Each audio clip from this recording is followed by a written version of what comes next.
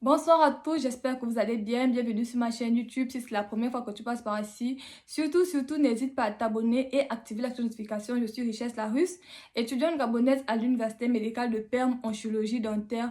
Encore une fois de plus, si c'est la première fois que tu me découvres, surtout n'hésite pas à t'abonner. Vraiment, ne faites pas attention à ma coiffure, je viens à peine de défaire mes tresses et c'est la raison pour laquelle c'est un peu... Mais ne vous en faites pas, dans quelques heures, je serai belle comme une sirène.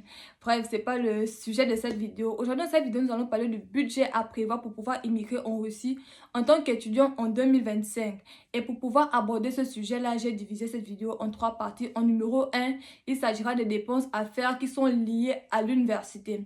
Comme première dépense, nous avons l'invitation de l'université. Dans ce cadre-là, j'ai pris par exemple l'université Agrani de Stavropol ou alors l'université médicale de Perm, où là-bas, pour le programme de 9 mois de langue russe, vous devez dépenser 120 000 roubles. Après, en ce qui concerne l'invitation de l'université, vous devez savoir que le prix n'est pas le même dans toutes les villes et dans toutes les universités en fait. Pour connaître le prix exact de l'invitation de l'université, demandez à la personne qui vous a aidé à faire la procédure ou alors à l'université de vous donner le Dagavor. Après, sur le Dagavor, rassurez-vous qu'il y a des cachets de l'université parce que plusieurs frères africains ici là font des faux documents. Le Dagavor, c'est le contrat de l'université là où il y a tous les renseignements, ce qui concerne l'université et en ce qui concerne les prix que vous devez savoir en fait, le prix de l'invitation, le prix des tests médicaux, tous les prix de l'université sont sur le Dagavor de l'université. Maintenant, en ce qui concerne l'invitation, comme j'ai dit, l'invitation c'est généralement 120 000 roubles. 120 000 roubles qui est égal à 900 000 francs CFA. Ça, ce sont les conversions d'aujourd'hui. Le rouble n'a pas de valeur fixe. Demain, ça peut être plus élevé ou moins élevé. Mais vous devez savoir que 120 000 roubles, nous sommes dans les 900 000 francs CFA. Hormis l'invitation de l'université, nous avons les tests médicaux.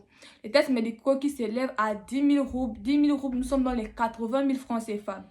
Nous avons aussi l'assurance maladie. Généralement, je dirais que l'assurance maladie, c'est entre les 3 000 à 5 500 roubles. Donc, pour l'assurance maladie, on mettra 40 000 francs CFA. Nous avons aussi le renouvellement de visa. Lorsque vous allez à l'ambassade, que vous êtes encore dans votre pays, vous allez faire la demande de visa en tant qu'étudiant. On va vous mettre uniquement un visa de 3 mois. Après, arriver sur le territoire russe, vous allez devoir renouveler votre visa. Dans tout le territoire russe, le renouvellement de visa, c'est 1950 roubles. 1950 roubles qui est égal à, on dira, 13 000 francs CFA. Nous avons aussi la décoration de l'invitation qui est 1500 roubles, on dira 10 000 francs CFA. Et pour terminer, nous avons les résidences universitaires. C'est généralement entre 1000 roubles et 5000 roubles. L'eau, le courant, la ménagère, tout, y compris dans cette somme-là en fait. Moi, j'ai pris le prix de l'université Agrani de Stavropol où l'auberge coûte 2000 roubles. 2000 roubles, on dira 15 000 francs CFA chaque fin du mois. Équivaut à un total de 1 58 000 francs CFA pour les dépenses liées à l'université. Maintenant, en ce qui concerne toujours les dépenses liées à la Russie, mais pas à l'université en fait. En numéro 1, vous avez le transport. Lorsque vous arrivez à l'aéroport de Moscou, pour pouvoir quitter Moscou pour votre ville, vous pouvez prendre le train, vous pouvez prendre le bus, vous pouvez prendre l'avion. Mais généralement, les gens prennent le bus ou alors le train parce que l'avion est extrêmement coûteux par rapport à ces deux autres moyens de transport. Et donc là, j'ai mis 50 000 francs CFA pour le transport de Moscou à votre ville, peu importe la ville dans laquelle vous allez partir. Nous avons aussi les ustensiles de cuisine. Personne ne voyage avec les marmites ou les assiettes ou alors la cuillère. C'est même pas possible. Donc, comme ustensiles de cuisine, nous allons mettre 50 000 francs CFA. Nous avons aussi les vêtements d'hiver. Je vous dis que même si vous payez un manteau au pays à raison de 15 000, 20 000 francs CFA, lorsque vous arrivez ici en Russie, vous allez devoir repayer un autre manteau parce qu'il fait très froid. Après, tout dépend de la ville dans laquelle vous allez partir, mais je dirais dans toute la Russie, il fait extrêmement froid. Donc, lorsque vous arrivez, vous allez devoir payer un autre manteau. Et pour payer un bon manteau, vous devez au moins mettre minimum 3 000 roubles en fait. Vous payez un bon manteau qui va vous tenir bien au chaud. Vous avez des manteaux robes qui coûtent les 5 000 roubles. Les gants, le bonnet ne coûtent pas très cher. Vous avez aussi l'écharpe qui peut coûter 1000 roubles, 1500 roubles. En ce qui concerne les vêtements d'hiver, en général, je dirais avec 50 000 francs CFA, vous pouvez tout payer. Pour la dernière dépense liée à la Russie, nous avons l'argent de poche.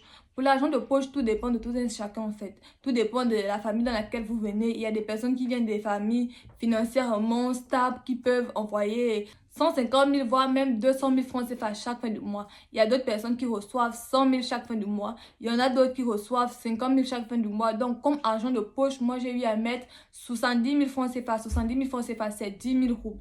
Je pense qu'avec 10 000 roubles, quelqu'un qui vient d'une famille pas très financièrement assise peut très bien se gérer avec 10 000 roubles chaque fin du mois. Ce qui fait un total de 220 000 francs CFA pour les dépenses liées à la Russie mais qui ne concernent pas l'université. Maintenant, en dernier point, nous avons les dépenses à faire au pays. En numéro 1, nous avons le test de sida. Pour les personnes qui aimeraient savoir comment immigrer en Russie, je mettrai le lien de la vidéo où je vous ai montré la procédure de A à Z. Après le test de sida, nous avons les légalisations. Les légalisations dépendent des pays en fait. Il y a des pays comme le Togo où vous devez aller à la mairie. Après, vous devez partir dans certaines administrations. Il y a des pays comme le Cameroun où vous devez aller au MINIRES. Après, vous devez partir dans certaines administrations. Il y a des pays comme le Gabon où vous devez aller au ministère des Affaires étrangères. Les légalisations ne se font pas uniquement dans une seule administration. Donc pour cela, nous allons mettre 60 000 francs CFA. Après, vous devez savoir que tout dépend du nombre de diplômes que vous avez. Nous avons aussi le visa. Il y a le visa normal qui coûte 55 000 et il y a le visa express qui coûte 95 000. La différence entre ces deux visas-là, c'est juste la durée de remise. Dans certains pays, il peut sortir 20 jours plus tard, 10 jours plus tard. Dans d'autres pays, une semaine, comme le cas du Gabon. Maintenant, le visa express, lui, il sort généralement le même jour ou alors le lendemain. Nous avons aussi le carnet de santé. Le carnet de santé, c'est le même peu importe le pays dans lequel vous allez partir. Vous allez uniquement à l'hôpital et vous demandez le carnet de santé. Donc, pour le carnet de santé, j'ai mis 40 000 francs CFA. Après, il peut coûter moins cher dans certains pays, plus cher dans d'autres pays. Et cette liste-là, nous avons le billet d'avion, la plus grosse dépense à faire. Je pense que vous allez tous être d'accord avec moi qu'en ce qui concerne les dépenses que vous faites au pays, le billet d'avion est vraiment coûteux. Il est extrêmement coûteux. Après, tout dépend des périodes. Même si tout dépend des périodes, c'est toujours coûteux. Payer un billet d'avion à 500 000 francs CFA, c'est pas facile en fait. Mais dans ce cas-là, j'ai mis 700 000 francs CFA pour le billet d'avion. Si ça coûte moins cher pour vous, c'est une bonne chose pour vous. Mais sachez que vous n'allez pas trouver un billet d'avion à plus de 700 000 francs CFA. 700 000 francs CFA, c'est vraiment la limite. C'est vraiment le seuil maximum qu'un billet d'avion peut coûter. Le total de cette liste-là fait 905 000 francs CFA. Si on additionnait les trois sommes là, ça fera un montant de total 2 183 000 francs CFA. Donc, vous avez besoin de 2 183 000 francs CFA pour pouvoir immigrer en Russie. Après, je n'ai pas compté les traductions des documents parce qu'il y a certaines universités qui demandent de traduire les documents. Il y a d'autres universités qui ne demandent pas de traduire les documents. Maintenant, ce qui concerne la traduction des documents, vous devez savoir qu'un document ne peut pas aller à plus de 20 000 francs CFA sur le territoire russe. C'est impossible.